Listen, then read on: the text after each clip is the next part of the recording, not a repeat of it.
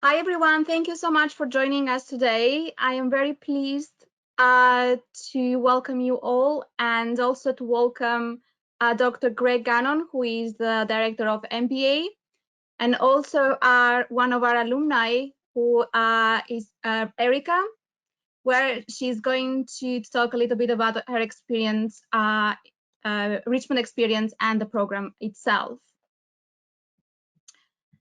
So moving on, so what we will cover today, why do an MBA at Richmond, why Richmond Business School, our MBA and specializations, application information, and in the end, we will going to have a Q&A session.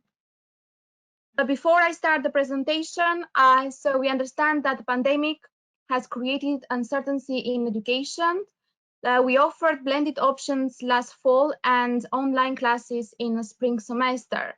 So according to the government guidance so far, we will offer face-to-face classes in September. We will monitor the government guidance and we will update our communication accordingly. So our MBA has been developed by different company leaders around the world, and the purpose of the MBA is to create leaders with global perspective. This is achieved by keeping the program up to date with current situation, but also having academic staff with academic and professional background. For many of you, the purpose of undertaking an MBA is the future of your career. So the skills you will going to gain during the program and an internship will help you to secure that first opportunity after graduation. But also for those of you who already work, will have the opportunity to advance your career and gain a higher earning capacity. However, moreover, our motto is think global. Our MBA has a real international flavor and offers the chance to mix a wide range of students all over the world.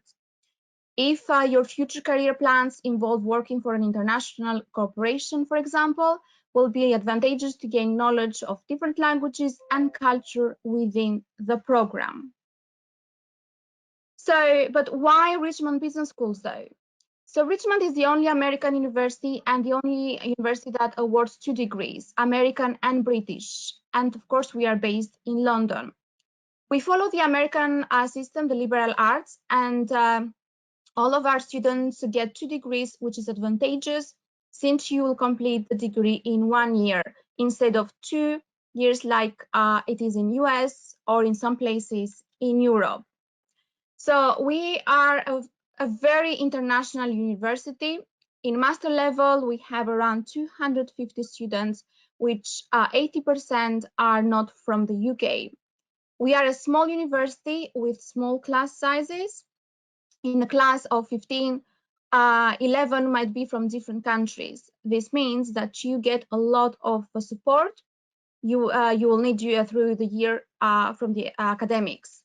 So you will have a minimum of 9 hours contact plus extra hours in events and seminars you will attend. So you will have your own personal academic advisor who will help you with academic side of things, picking internships, electives, also assisting you with your final project.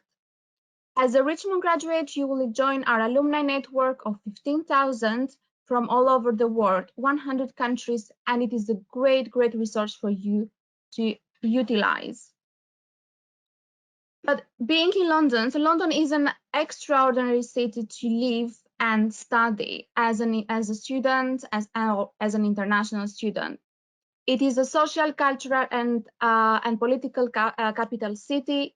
It has been consistently voted the world's #1 international city to live and work. There are so amazing things to do in London, and no matter what you're going to study, there are a lot of companies where you'll be able to visit, events, museums, cafe, restaurants. So I can go and the list go on. So there are 270 nationalities living in London.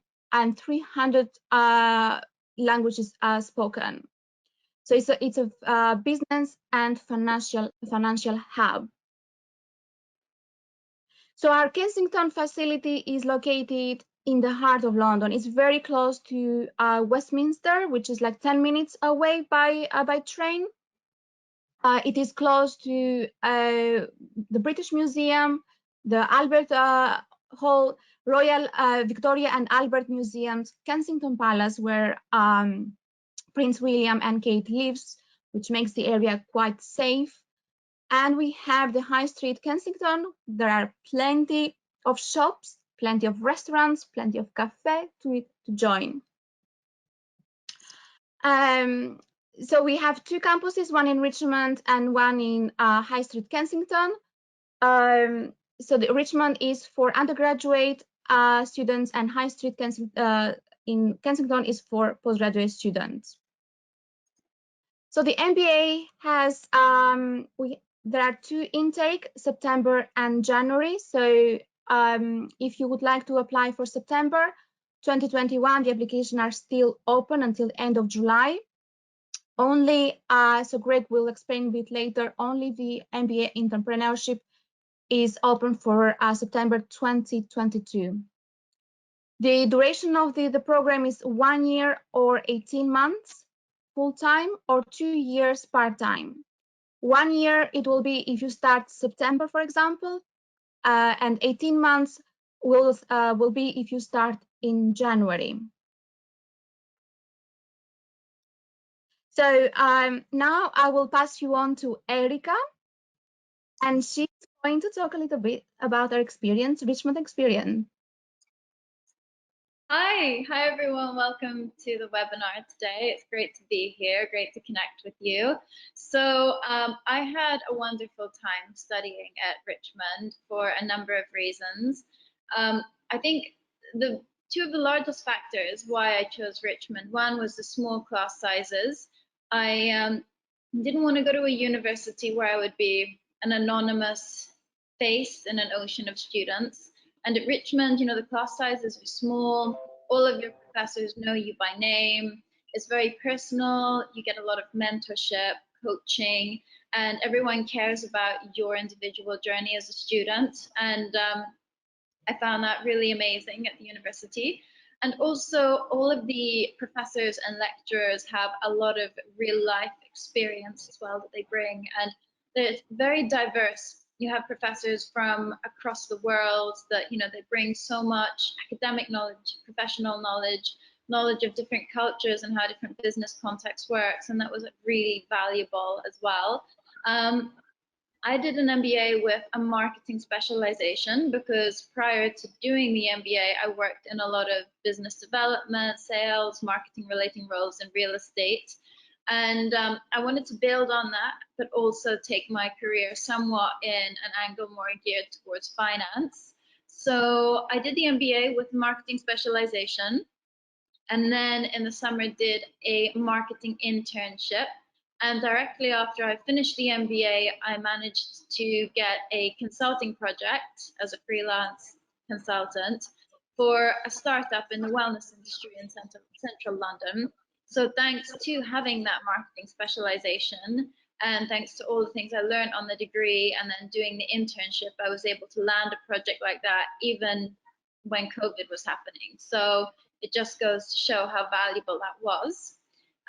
What I'm doing right now is I'm studying further. So I'm doing a certificate in investor relations and a further internship with a wealth management company in London.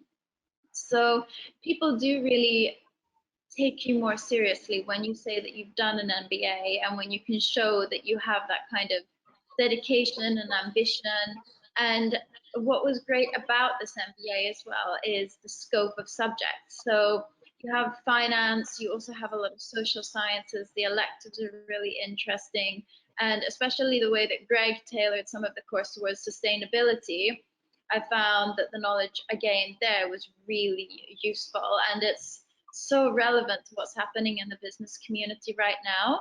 So I would recommend the MBA on so many levels. And from a networking perspective as well, it was an amazing cohort. So you have people coming from all over the world, and you never have to worry that you're too old or too young or whether you're going to fit in or not, because there's such a spectrum of different individuals on the course.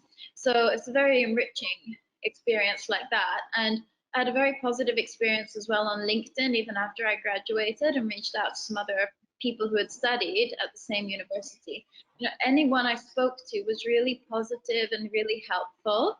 So I'd say the university has a lot of strong points going for it. Thank you. Thank you so much, Erica. If you guys have any question for Erica, you can write down in the question box, which is in the panel. And now we move on with Greg.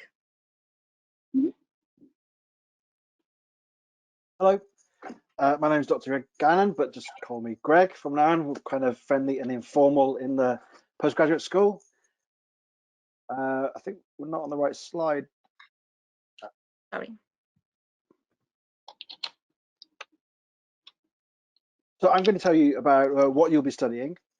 First of all, we have 4 pathways. The general MBA, which focuses on all functions of management. Then there's 2 specialist MBAs that we've been running for several years. The MBA in marketing, of which Erica, we're very proud to have Erica as one of our alumni for that. And then an MBA in human resource management. And starting brand new in collaboration with Draper University in Silicon Valley, we're starting an MBA in entrepreneurship, studying in London and in Silicon Valley.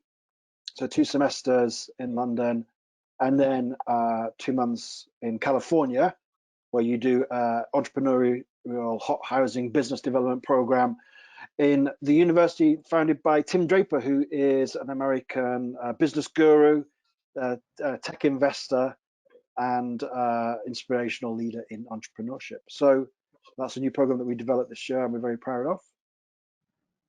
The actual courses that you'll be studying, sorry, back to Draper. The experience that we do with Draper is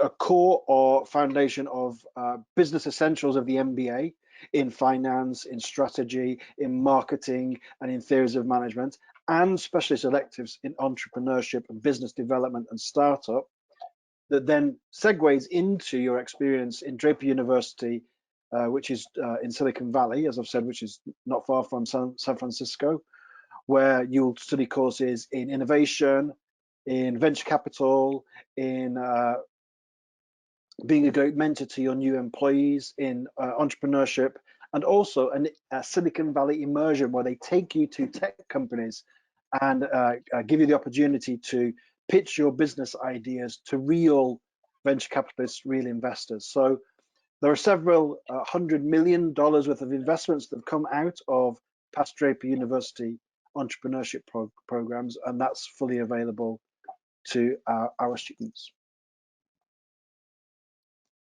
Eliana? So on the MBA, what will you be studying? All MBAs have a core which focuses on the key functions of business. So you need to be a senior leader in business. You need an understanding, a broad understanding of how the economy works. So we do a course in economic analysis for managers. To be a strong senior manager, you need to know how to motivate, organize, and get the best out of your workforce. So there's an organizational behavior module called Managing Organizations and People. Global marketing strategy, you look at the key theories in marketing in a global environment. So it's not marketing in one place, but across markets, across cultures, using key marketing theory, key international business theory, and a strategic approach to developing a new brand. Excuse me. Strategic management, we take a close look at how to move businesses forward, particularly with an emphasis on moving forward in sustainable ways. So quite traditional in some ways that we're looking at business strategy. What's not traditional is we're looking at business strategies that add value in terms of economic value to investors, but invest in value to society and the environment. You can't be a senior manager without understanding at least the language of finance. So you'll be doing a finance management course, and you'll do business research course in preparation for your own business research project, which will be the capstone of your degree. Excuse me. So that's the core. And then in your second semester, or in the spring semester, you get to choose one elective. Marketing students, excuse me again, marketing students will focus on a marketing elective. Currently we're offering marketing ethics, which was really popular this last semester, marketing in a digital world. If you're a HR specialist, then you'll choose from leading, mentoring and coaching, or a course in a more practical course in human resource management. General MBA students can choose those if they like, or project management, international finance, and entrepreneurship management. If you're on the entrepreneurship pathway, you'll take entrepreneurship and innovation management as your elective. So what do you study? There's no point doing a business degree that's only theoretical. It has to give practical examples and practical insights. Often we'll do this on a master's program by using case study approach to research. Case studies that we've used in this last year, we're looking at what's happening in leadership case studies, what's happening in Volkswagen, and certain controversies there that's been in the executive suite. We've looked at Andre Orsol at Santander. We looked at what's been happening with particularly kind of PR disasters with Facebook, and what's been happening to the exec at Nissan, Carlos Ghosn. Examples from just the leadership course of bringing real life business situations and applying them with the theoretical skills and knowledge that you develop in the program.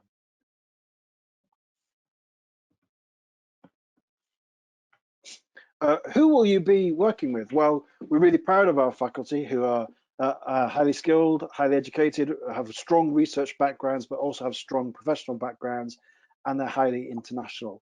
So if you do an organizational behavior, a leadership, or a HR course, probably you'll come into contact with well-published Professor Dr. Carola Heiker. She's German, but had a strong career in the City of London with many blue chip companies, and she still has a private practice in CEO mentorship and development, with which she enhances her classroom experience. Professor Dr. Sabine Spangenberg, a well-published economics professor who teaches economic courses within the school. You may come into contact with Professor Hamad Khan, for example. He's a marketing specialist and entrepreneurship specialist. You'll definitely come in contact with me because I'm the MBA director. I teach strategy. I have a HR background and particularly a strong background in international business for my research. So that's just 4 out of a suite of lecturers that we're very proud to have on board. Electives are taught by a range of people, some of whom are working in their own businesses or in their own practices, coming to us to lend experience, some of them who are full-time faculty members we're proud to have on our team.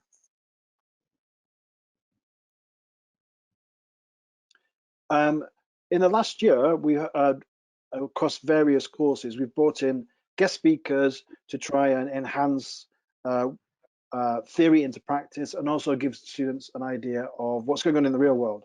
So in this academic year, we had guest speakers from banking, from fintech, from the cruise line industries, the CEO of an animal charity, someone from the Bulgaria Hotel, luxury hotel brand, and people from the civil service, government agencies.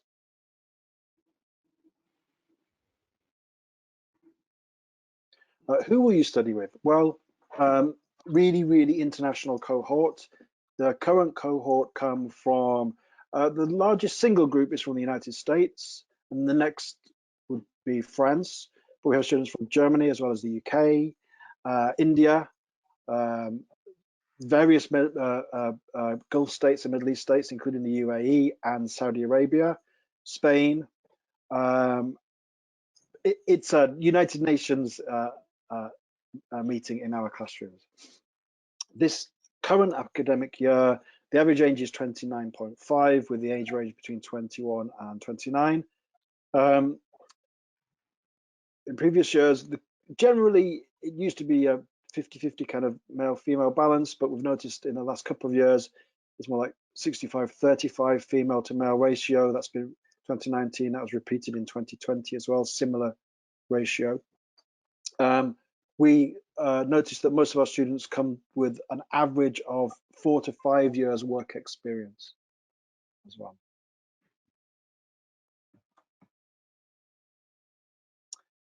Who has studied here? So we have alumni on the program who are either successful in an entrepreneurial sense or successful in the way they've climbed up the corporate ladder. We have an alumni on the MBA program who's senior executive at Johnson & Johnson. We have someone who's the founding president of a new large technical university in Mumbai. We have senior management in Lufthansa, in Shell, in HSBC, various banks, but also in perhaps in areas that you might not have expected, in retail at Harrods, in the parent company of Bulgari, in the parent company of British Airways. So, and also a strong tradition of not in immediately, but within a few years of students founding their own companies as well. So people have climbed the corporate ladder and have had an entrepreneurial journey.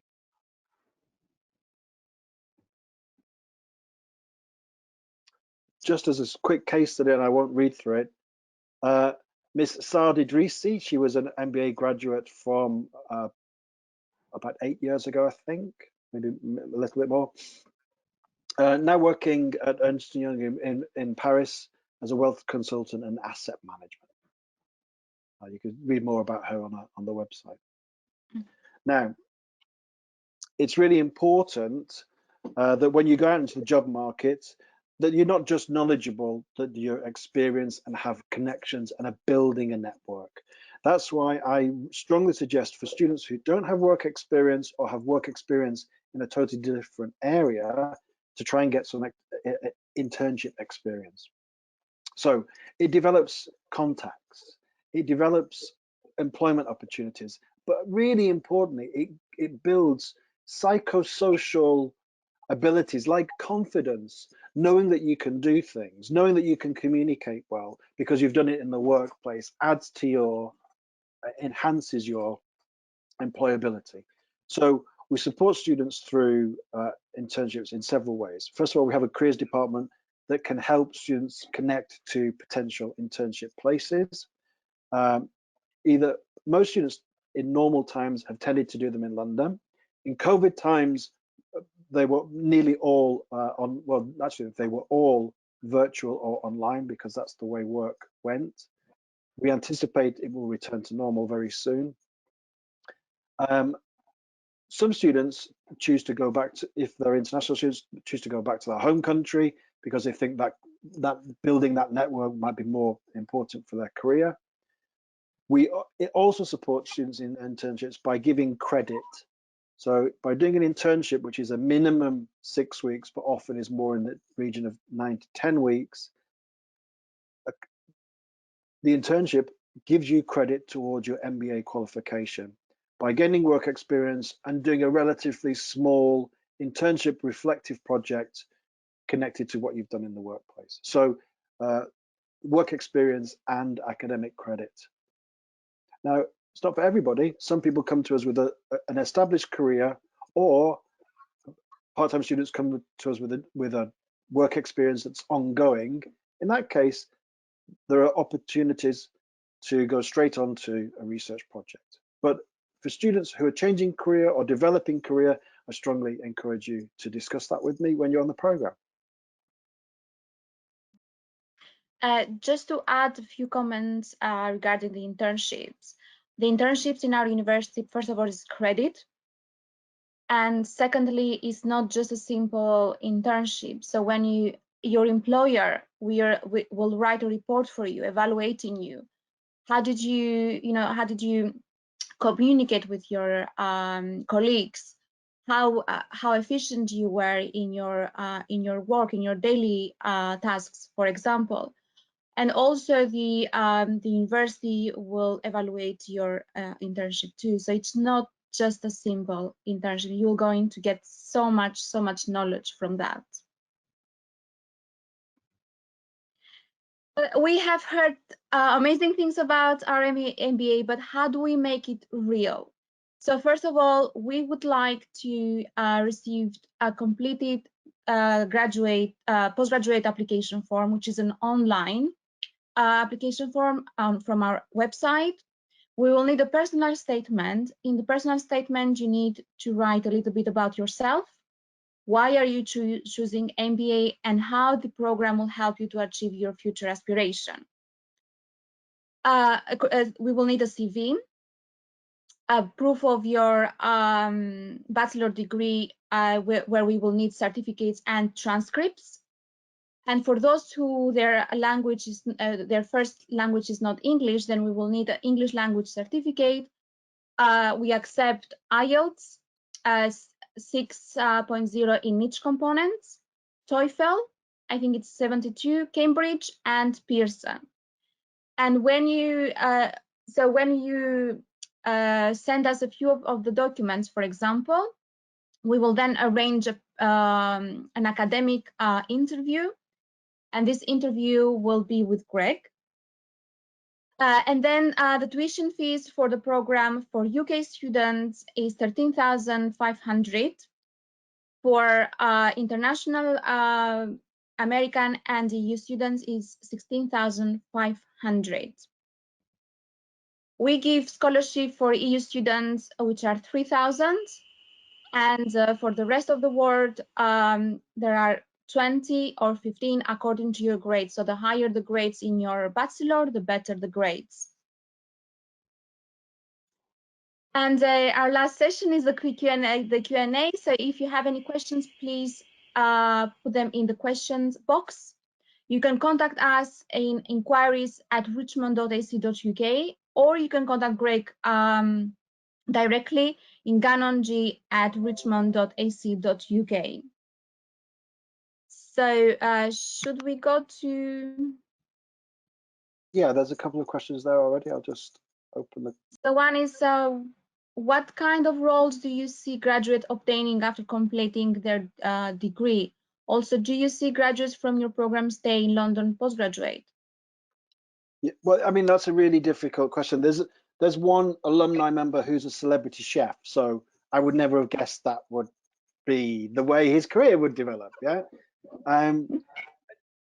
Traditionally, I mean, people have gone back to work in family businesses. People have gone on to blue chip corporate companies, and a lot of students go into like consultancy type companies, the big four, like Price, PCW, or those kind of things, IBM.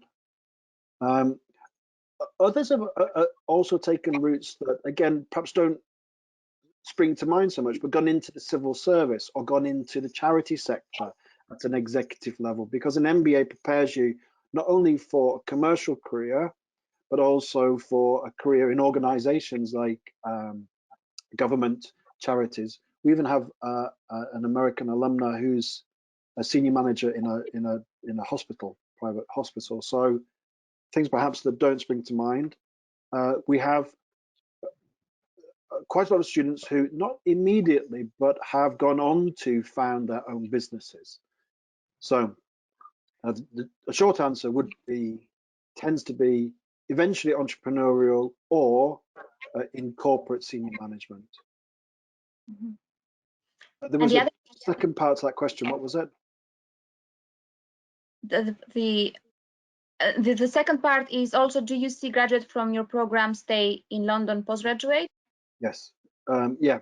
Well, the UK government made a mistake about 8 years ago in that they stopped the graduate visa scheme. Last year they realized that was a big mistake, and they reintroduced it. So international students can now stay in London to work after graduation for 2 years. In the past, that was really, really popular and many students did it. It depends on, I mean, if you're going back to work in a family business, then you're not going to stay in London, or if there's family connections or girlfriends, boyfriends in other countries. But for some students, depending on their life stage, yeah, that's been really popular and it's available again from this year. So yeah, a lot do stay on in London. Mm-hmm. And also from the same person, from Jenny, she said, as someone who studied marketing as their undergraduate and have been working in marketing social media for the past 4 years, how beneficial would an MBA with marketing specialization be to a general MBA? You would, with the marketing education and the marketing experience, you would have quite an easy journey perhaps on the marketing specialism because of what you've already learned in your undergraduate and what you've already learned in the workplace. What you would gain is the kudos of the MBA qualification, which is often the way. You I would agree gain with that. Yeah, you'd gain deeper insights, much deeper insights than we study in undergraduate level. But the core marketing practices that we present to undergraduates are core marketing practices that you would have to look at again at an MBA program. But the level of study is much more intense at MBA. If you have a lot of marketing experience, it's a conversation to have is like, well, why not broaden the experience with the general MBA so that you could do electives in entrepreneurship, for example. You could still go on and do a research project and an internship in marketing. And when you go to your job interview, you have a marketing conversation about yourself. Yeah. So perhaps something that we could connect and discuss what's the best strategy that way, whether if you want the marketing MBA qualification or whether the experience of looking at other functions of business might suit plans for you in the future. Mm-hmm. So Erica, you're a marketing MBA graduate. Yeah. So my experience post-graduating and post the degree has been that I was able to get more consulting work on a freelance basis in the field of marketing, because when someone would look at my CV and I would talk about the qualification, they felt they could trust me and they felt that I had the knowledge and the experience that would, lead to a better outcome on the job. So I think it's definitely valuable. But there again, if you have a lot of experience already and you want to do, say, like Greg said, entrepreneurship, I can imagine that would also be really valuable. So yeah, but I enjoyed the marketing specialization a lot. I felt it was very useful. I have to say, we do allow students, once they've arrived, to have second thoughts about the pathway. We've had students particularly say decided they want to go on the HR pathway when they join the general pathway, that kind of thing. Yeah. The next question is, yeah, are there final exams? Yes, Amir, there are final exams. If there's a presentation, that's an oral examination. Many courses have a presentation, maybe not as the final exam, but as one of the exams. So most courses have a presentation, so that's an exam. In terms of the exams are very thick. It's not the type of exams that you should be terrified about, because if you're paying attention, your professor will make sure that you're prepared.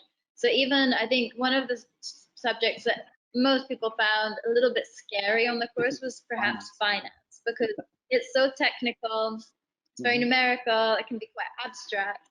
The way that the exam was structured was completely fair. So if you're paying attention and you listen to all of the guidance on how you should study, you'll be completely fine. It's just a matter of being disciplined and paying attention to what you should be doing. So the exams are there to help you learn better, to help you progress. They're not the types of exams that will ever try to sort of trip you up.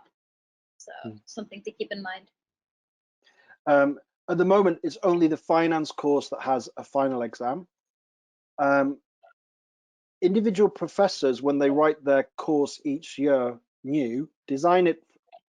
So, I mean, I can't in the future say there won't be an exam in or type of exam in another course, but at the moment, only finance has a final exam, but it has another piece of work to suit students that perhaps don't love exams. Let's put it that way. Amir asked again, do you have summer courses? On the MBA, we don't have summer taught courses, but if you start in fall, you'll be doing an internship. That's a course because it gets credit. And also you would be doing your research project, your capstone project, which you do with a supervisor. So you're not in class, but you're doing a course for credits. You're doing your capstone project. If you start in January, spring term, then you would not have classes in the summer. So I wouldn't say it's a vacation. I always say it's opportunity to get more work experience.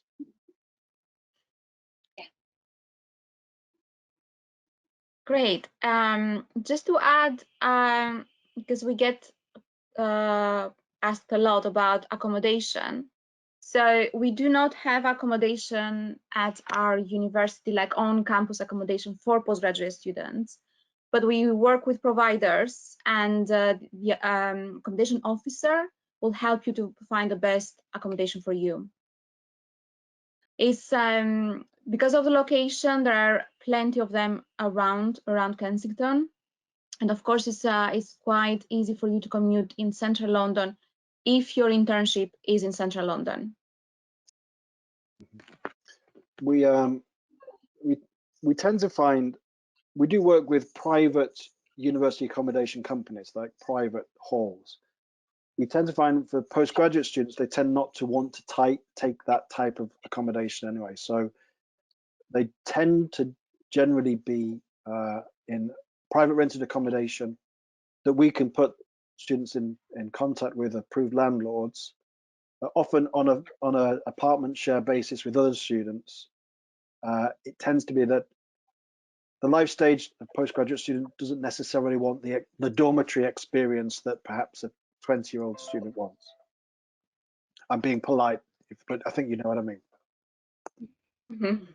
I can help with that as well, because the property company where I interned and where I still work part-time is one of London's largest landlords, and they have buildings all across central London. So if anyone wants some help there, feel welcome to just let me know. Good contact. Great. Do you guys have any other questions?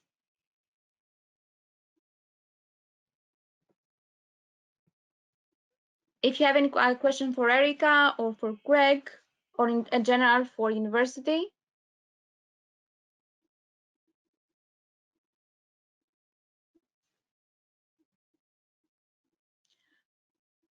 I think, I mean, you can see on the screen our emails. If you have any question in the future, please do not hesitate to contact us in inquiries at richmond.ac.uk, or you can contact directly Greg in gannong@richmond.ac.uk.